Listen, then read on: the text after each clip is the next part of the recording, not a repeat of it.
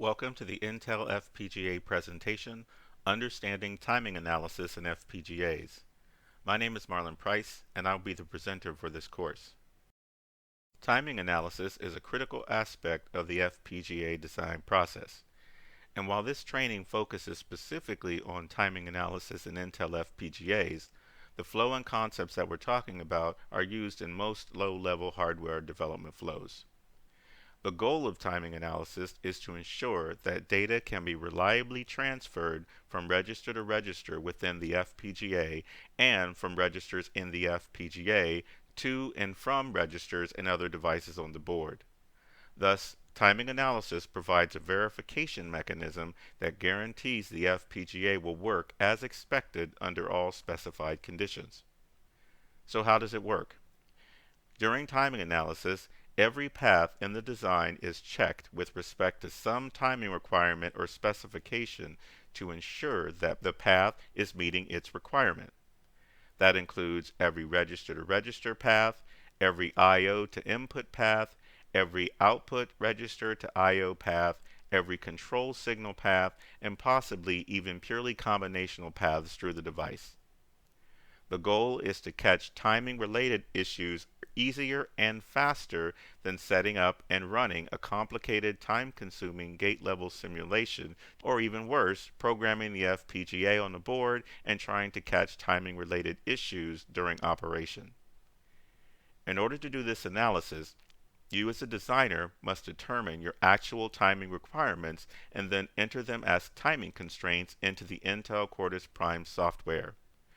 The software uses the constraints to guide the compilation flow, particularly during the fitting stage, as the software tries to find a layout solution that meets those constraints.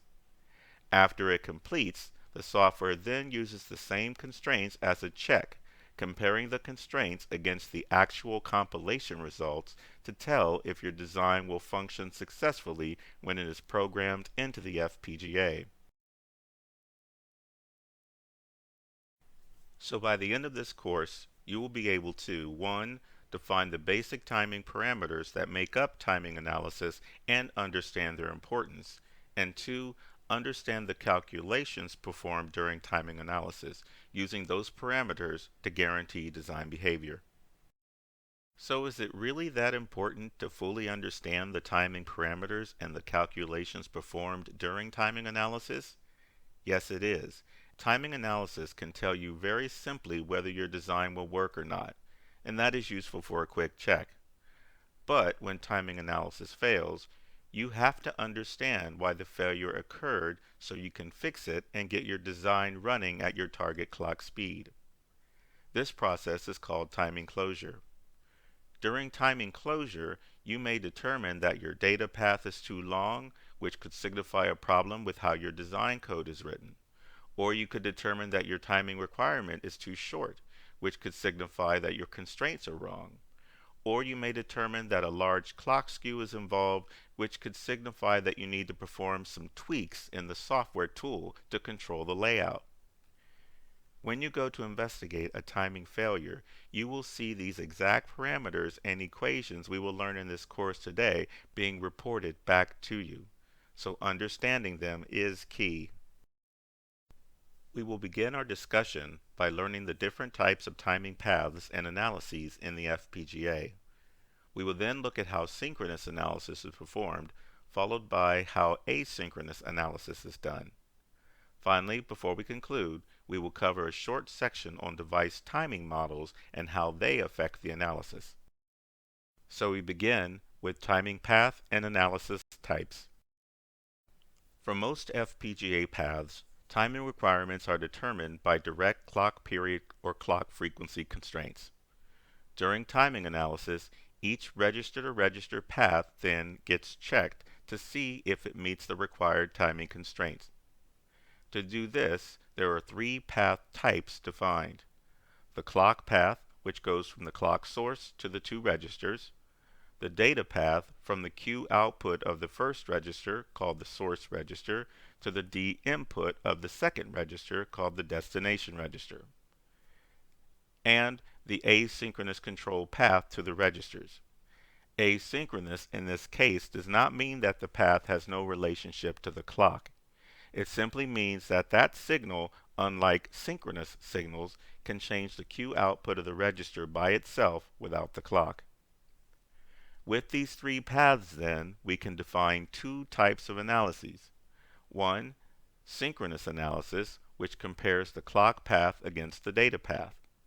It ensures the two signals do not arrive at the register at the same time, which could cause the output of the register to go metastable.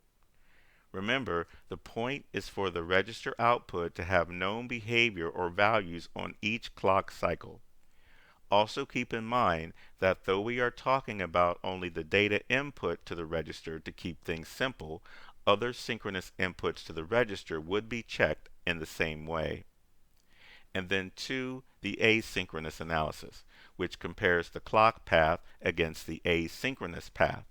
Again, this comparison is to make sure the clock and the asynchronous signal do not arrive at the register at the same time, which could again cause instability on the register output.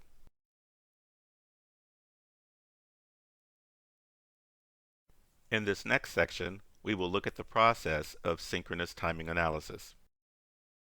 When performing synchronous analysis, the two register parameters that are checked are setup and hold. By checking these two parameters, we make sure the clock and the data or other synchronous register input are not arriving at the same time, taking into account the routing path delays of the FPGA as the signals move through the chip. Again, this makes sure the register transfers data in a known and guaranteed behavior, a key to a reliable FPGA design and a reliable system. Setup time refers to the minimum time before a clock edge that the data must be stable. Hold time refers to the minimum or earliest time after a clock edge to which the data must remain stable. Together, the setup and hold form a data required window around the clock edge, during which the data must not be changing or the register output can go metastable. We can go look these numbers up in the FPGA datasheet very easily. What we really want to know is the effect the FPGA's routing path delays of a completed design has on satisfying these parameters. To begin analysis of a register-to-register timing path, the first thing the timing tool must do is determine the edges of the clock that are moving data between the registers. The edge of the clock that launches data from the Q output of the source register is called the launch edge. The edge of the clock that captures data into the input of the destination register, the D input in this case, is called the latch or latching edge. These two edges are most often directly derived from the clock constraints you entered as the designer, but they may be determined or adjusted by other constraints you enter. For most paths in your design, the source and the destination registers are driven by the same clock signal. So the difference in time between these two edges is just the clock period. But there are cases where the difference used for analysis may be more than the clock period, or if the two registers are driven by two different clock signals, the difference can be less than a clock period. It is up to the timing tool to first figure this out. Based on the launch edge, the timing tool then calculates the data arrival time. The data arrival time is how long it takes for data launched from the source register, register 1, to arrive at the D input to the destination register, register 2.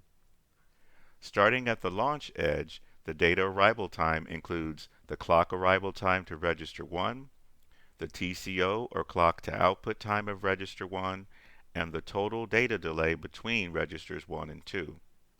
These values added together equal the data arrival time. Depending on the analysis being performed, sometimes the longest or slowest data arrival time between the registers is used. Other times, the shortest or fastest data arrival time is calculated. This accounts for variation in the propagation delays of the routing channels as well as the presence of multiple physical paths through the combinational logic between the two registers.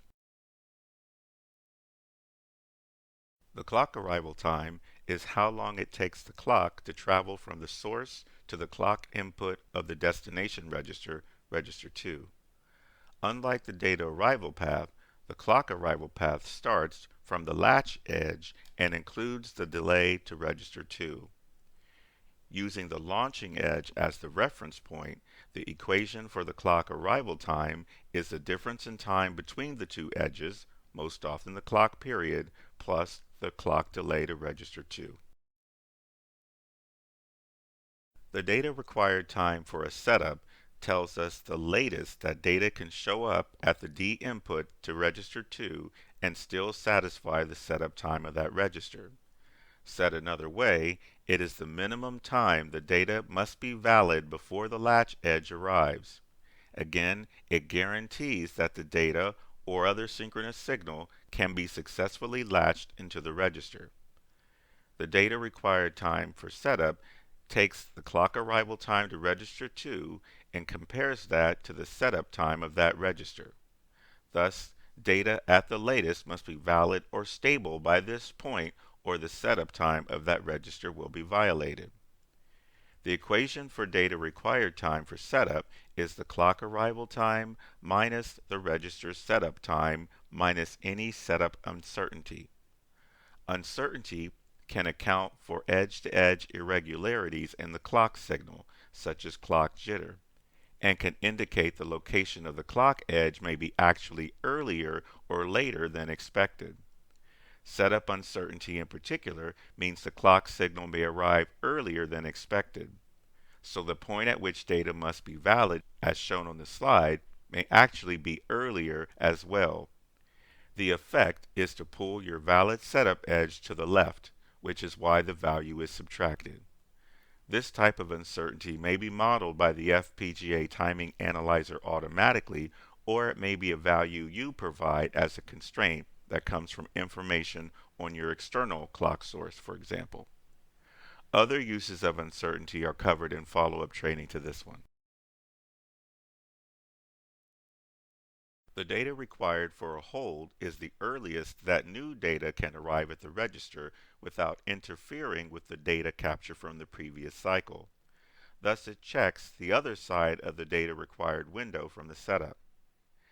The data required hold time takes the clock arrival time to register 2 and compares that to the hold time of that register. Thus, the data input to that register cannot change. In other words, it must remain valid or stable up to this point, or the hold time of the register will be violated. The equation for data required time for hold is the clock arrival time plus the register's hold time plus any hold uncertainty. Hold uncertainty means that the clock signal may arrive later than expected, so the point to which data must remain valid, shown on this slide, may actually be later as well. The effect this time is to push your valid hold edge to the right, which is why the value is added in this equation. Accounting for hold uncertainty in your constraints and the analysis works the same as the setup. Now that we understand the paths used in synchronous analysis, let's see how the timing analyzer actually tells us whether a path meets its timing or not. The first way it does this is by calculating setup slack. Setup slack tells us the margin by which a register's setup time is met or not met, thus telling us whether data is arriving in time to meet the register setup, and even more importantly, by how much it is arriving early or late. Knowing how late data is arriving can really help us figure out what the issue may be and some potential solutions. To calculate setup slack, the timing analyzer is going to compare the data arrival time, or when data from register 1 is arriving at register 2, against the data required time for a setup, or the latest data can arrive from register 1 and still satisfy the register 2 setup requirement.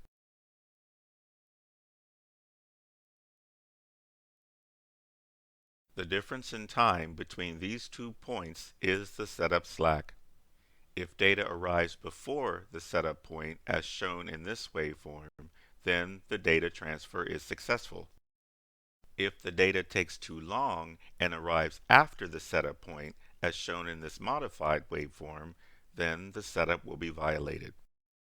The equation for setup slack then is the minimum data required time for a setup minus the maximum data arrival time. Since internal FPGA paths and board traces have timing delays that vary over process voltage and temperature, this equation accounts for that by comparing the earliest required time against the latest arrival time with the operating conditions of the device. You also account for this variation by how you enter in your timing restraints. We'll talk more about PVT later in the course. If this setup calculation comes out positive, then the setup is being met. If the calculation comes out negative, then the setup is not being met. From there, we would have to figure out why. The second way the timing analyzer confirms whether a path meets timing during synchronous analysis is by calculating the hold slack. Hold slack tells us the margin by which a register's hold time is being met or not met, thus telling us whether data is arriving too quickly and by how much it is arriving too early. Again, using this information helps us figure out what the issue may be, and we can start the investigating process of finding some potential solutions. To calculate hold slack, the timing analyzer is going to compare the data required time for a hold, or the earliest new data can arrive from register 1 and still satisfy the register 2 hold requirement, against the data arrival time, or when new data from register 1 is arriving at register 2. Notice that the latch edge of the first cycle is the same as the launch edge of the next cycle of data. This is most often true for the analysis of a single clock domain.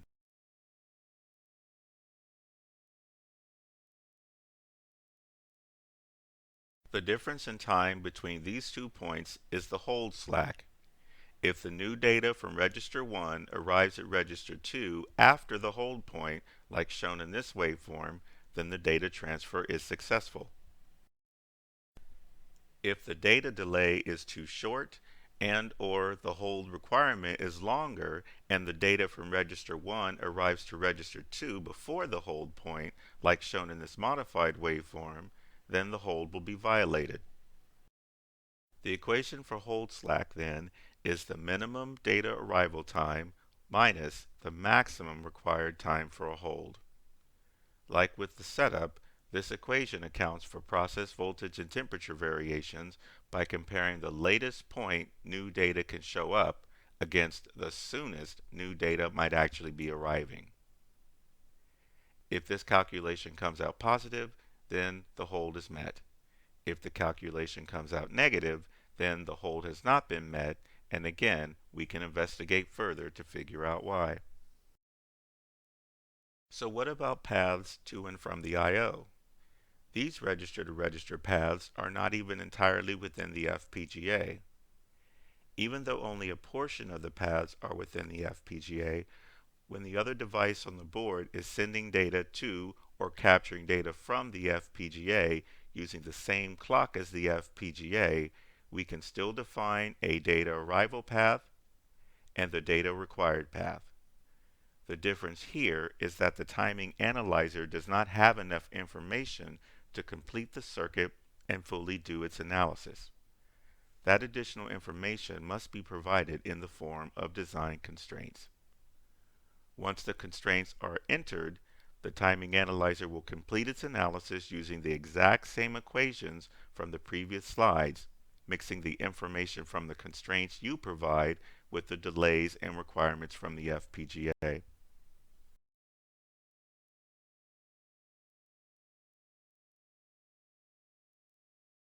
Now that you understand the goals of synchronous analysis and how it works, let us take a look at asynchronous analysis. In learning asynchronous analysis, there are many parallels to synchronous analysis. While synchronous analysis focuses on checking setup and hold parameters, asynchronous analysis focuses on checking recovery and removal parameters. Like synchronous signals, asynchronous signals cannot be arriving at the register at the same time as the clock, or the output of the register can go metastable.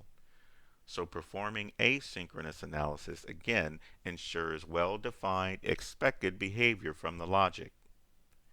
Since asynchronous signals can change the output of the register at any time, they are primarily used to get the FPGA registers into a known condition asynchronously, like at a reset or loading state. Asynchronous timing analysis is not concerned with the assertion of the control signal or the entry into the asynchronous condition. It is only concerned with the deassertion of the control signal or the exit from the asynchronous state. Let's use the example of the asynchronous reset. Said another way, it does not matter if all of your registers do not enter the asynchronous reset state at the same time. If some enter the reset on one cycle and others on the next clock cycle, the entire design is going into the reset condition regardless. The key is that the registers come out of the reset at the same time. That is the known behavior we expect and we want. If we cannot control when the registers leave the reset state due to metastability, so that some come out of reset on one cycle and others come out of reset on another cycle, then we cannot guarantee the behavior of the design. And if the logic was a critical function like a state machine, the state registers may come out of reset in an undefined or illegal state. Recovery time refers to the minimum time before a clock edge that an asynchronous input can be deasserted. Removal time refers to the minimum time after a clock edge that an asynchronous input can be deasserted. Together, they form a window around the clock edge during which the control signal must not be deasserting. Otherwise, the register output can again go metastable. Like setup and hold, the FPGA datasheet tells us these times for the registers. What we need to know, though, is the impact the FPGA's routing path delays have on satisfying these parameters once our design is fully implemented in the device. The recovery and removal analysis and equations work very much like what we saw earlier, replacing setup with recovery and removal with hold. We will not go through all the waveform diagrams again. Just know that the equation for recovery slack is the minimum required time for a recovery minus the maximum arrival time of the control signal. The equation for removal slack, then, is the minimum arrival time of the control signal minus the maximum required time for removal. If the slack calculation comes out positive, then the requirement is met, and if the slack calculation comes out negative, then the timing requirement is not met. But wait, how are we able to do this analysis if the control signal is truly asynchronous? The answer to that question is, well, we can't. Timing analysis assumes that the source of the control signal is a register somewhere. As such, it has timing associated with it so that this analysis is valid. That register could be inside the FPGA, or it could be inside another chip on the board, like an external microprocessor, a push-button switch with a debound circuit, or another FPGA or CPLD that is being used as the reset manager. If the register is external, then just like the data inputs, additional information about the external timing has to be provided in the form of a constraint so the timing analyzer can complete the register-to-register timing picture and do its analysis. If the incoming signal is truly asynchronous, then there is nothing the timing analyzer can do to check the signal, and explicit synchronization techniques and the corresponding constraints must be used in the design. This is covered in follow-up training to this one as well. For our last section, let's look at the impact of timing models. Timing models are used during timing analysis to account for the differences in silicon timing delays or performances that occur as the FPGA experiences variation in its development process and in its environment, namely its supply voltage and surrounding temperature. This we talked about earlier as PVT conditions. These variations can cause the FPGA delay paths to run faster or slower. Timing models are used during timing analysis to further guarantee the FPGA's behavior during device operation. So, there are different timing models to represent the performance of the FPGA under different conditions. Note that the performance variation due to process is already included in each model. Older FPGAs follow the traditional model use. Here you have a slow corner model and a fast corner model. The slow corner represents the slowest performance for the FPGA delay paths which occur when the device is subjected to its maximum supported operating temperature, or max temp, and its minimum supported operating voltage, VCC min. The fast corner represents the fastest performance of the FPGA delay paths, which occur when the device is subjected to its minimum supported operating temperature, min temp, and its maximum supported voltage, VCC max. These voltage and temperature values can be found in the FPGA's datasheet and are incorporated into the timing analyzer.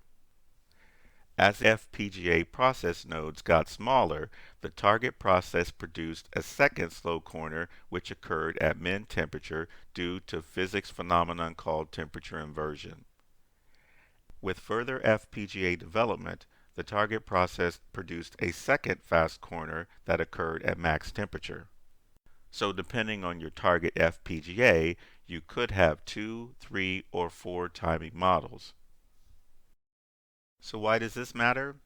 It matters because to make sure your FPGA design functions under all possible supported environmental conditions, you should check your setup times against the slow models and your hold times against the fast models.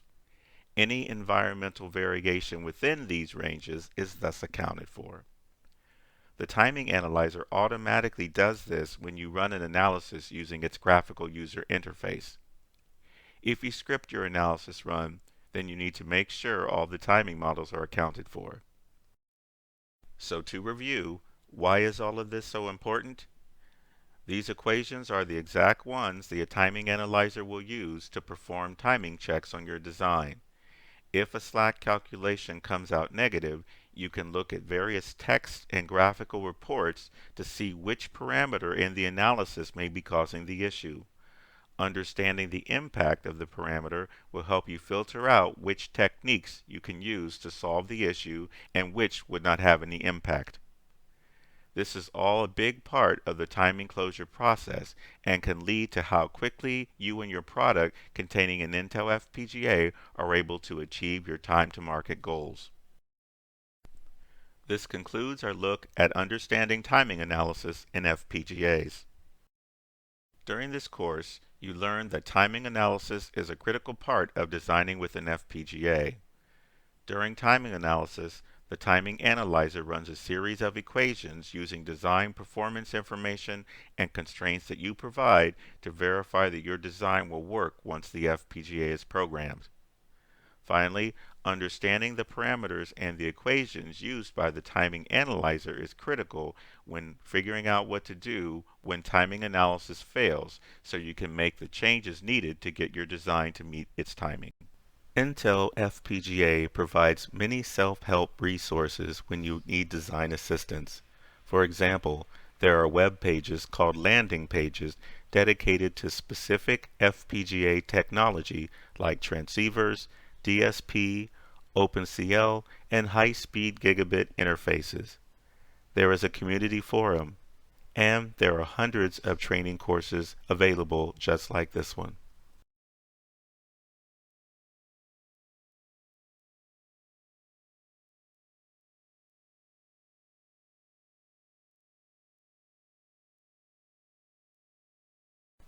This concludes this online training.